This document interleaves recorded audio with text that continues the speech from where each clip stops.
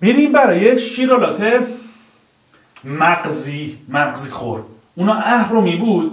حالا اگر باز اتصال بود حتما بهتون میگم، تو اتصال نگاه میکنم، باز اتصال بود حتما بهتون میگم. الان میریم برای اونا که مغزی پیچیان. خب این مدل لوکسشه، لوکس قدیمی تره تو عکس حتما دارم به شما نشون میدم که مدل قدیمی ترش به چه شکله. اینا چی داخلشه؟ مغزی، به جای کاتریج مغزی داخلشه. یعنی چی؟ یعنی به جای که این کاتریج یه دونه خورده، مغزی 2 تا دونه میخوره، یه دونه برای سرد، یه دونه برای شیر گرم.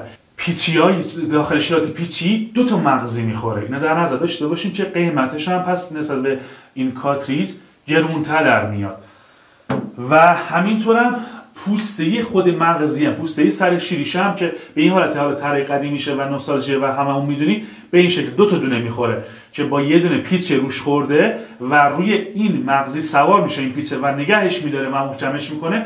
این 2 تا هست که احتمال زیاد معمولا زمان که شما پیچ استفاده میکنی این واشر کفش خیلی سریع خراب شه، چون با آب در ارتباطه و این آب احتمال که خراب کنه این واشر هست. شما میتونید معمولا این واشرش رو عوض بکنید یا بعد مغزش رو عوض کنید. حالا طریقه عوض کردن و مغزی عوض کردن اینا رو حتما تو ویدیو بعدی حتما به شما توضیح خواهم داد و با ما همراه باشید. پس ما یه دونه برای داخل شیرای پیچی 2 تا